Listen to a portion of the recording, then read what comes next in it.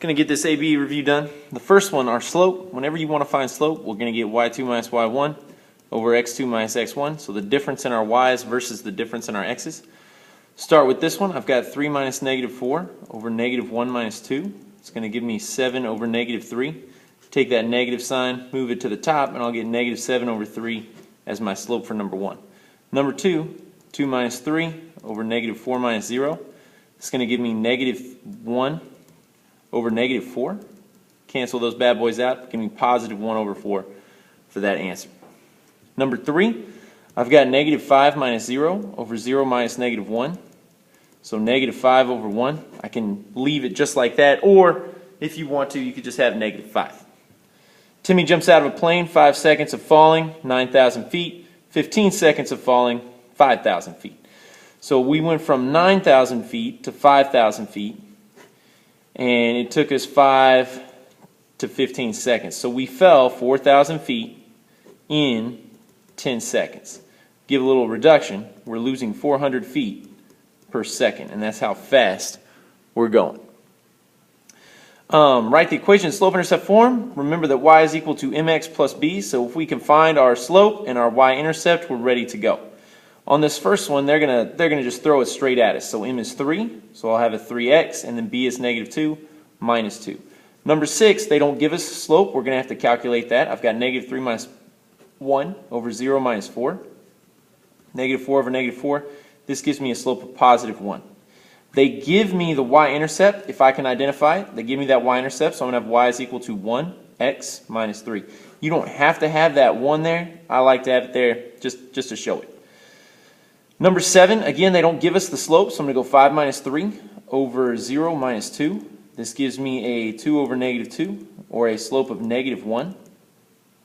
Again, identify that y-intercept if they give it to you. When there's a 0 for x, we are at that y-intercept ready to go. So I have y is equal to negative 1 times x plus 5. And that's going to be the equation for number 7. Sliding it on up. Dave bought 3 tacos and a drink for $5. His drink cost $2. Write an equation for how much each taco cost. Well, what I'm going to do is when he bought 0 tacos, it was $2. And when he bought 3 tacos, it was $5.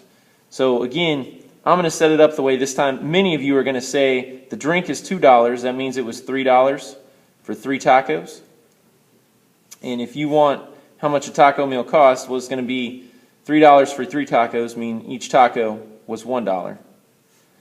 And so my total cost is going to be equal to $1 times the number of tacos plus that drink for the taco meal. That one got a little weird. You can do it using slope and slope-intercept form, but you don't have to if you don't want to. This one, point slope, the most aggressive kinds of problems. I'm going to have to start out in point slope and then solve for y. The first thing I need is my slope. So I'm going to get 2 minus negative 1 over 4 minus 3.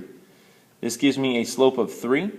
I'm then going to choose a point. I'll use 4, 2, and drop it into the y minus y1 equation. So y minus y1 equals mx minus x1. This is my point slope equation. So I'm going to get y minus, I'll use this point, y minus 2 is equal to 3, x minus 4. Y minus 2 is equal to 3x minus 12. So y is equal to 3x. Once I add that 2 to both sides, 3x minus 10. My next one, again, solve for slope first. I'm going to get 4 minus 0 over 4 minus 2. It's going to give me 4 over 2, or a slope of 2. I'm going to use this point because it looks a little easier. Y minus 0 is equal to 2, x minus 2. And I'm ready to go at this point. Y equal 2x minus 4.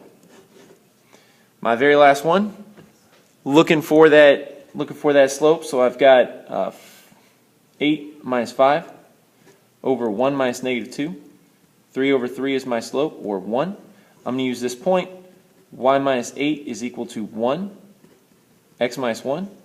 So y is equal to, add that 8 to both sides, distribute the 1. Y is equal to x plus 7 on that one. Sliding it up. 10 chicken wings and a beverage for $7. 12 wings and a beverage for $8. Write the cost of a chicken wing meal. Again, this one got a little sideways. I wanted it to be a point slope problem. I'm going to show you how to do it kind of the logical way. 10 chicken wings and a beverage for $7. 12 chicken wings and a beverage for 8. That gives us a difference of 2 wings. So 2 wings, that difference is $1. That means each wing is 50 cents.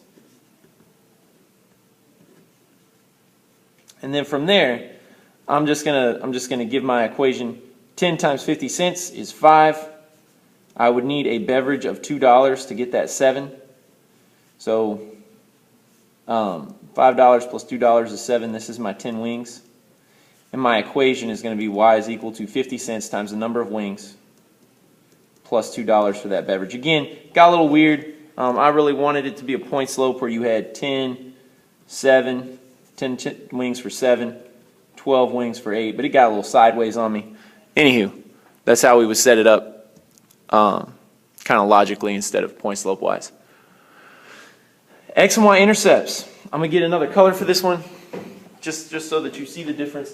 There are 2 problems here. 2 problems. You want to find the x-intercept and you want to find the y-intercept. Now you can do this lots of different ways. I'm going to show you the way that I like to demonstrate. When I'm going for the x-intercept, I want y to be 0. So I start off knowing y is going to be 0. I get 3x plus 4 times 0 is equal to 12. Again, because that y is 0. 3x is equal to 12. X is going to be equal to 4.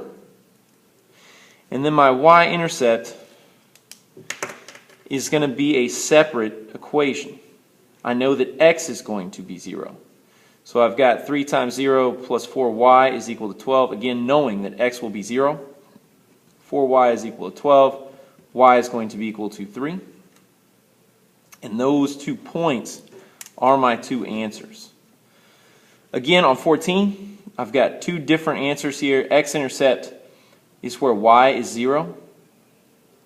I'm going to write that down for myself. We got that. 15, x equal to 3. So when y is 0, x is 3. My y-intercept, can I do it? Boom, there we go. My y-intercept is going to be where x is 0.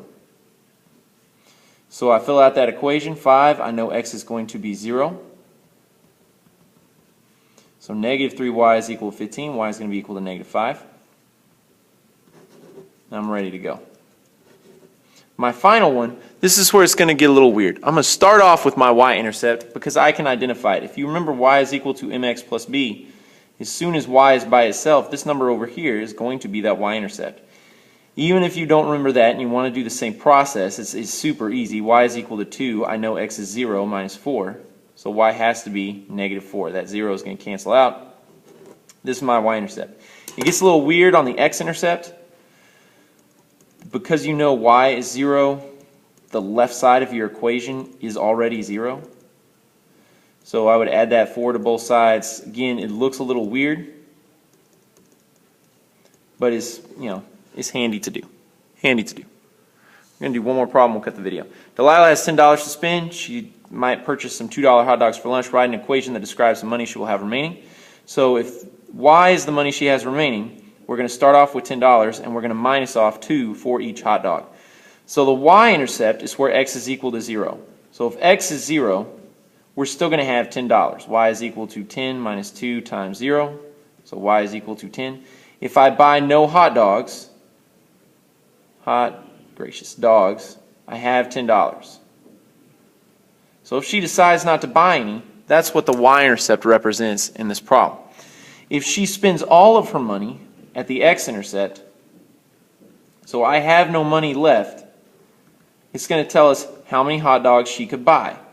So pull the 10 from both sides. Negative 10 is equal to negative 2x. X is equal to 5. 10 divided by 5. You could buy 5 hot dogs.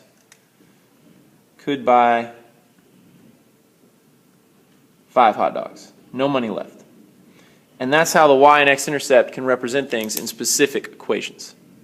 Or in specific situations, rather.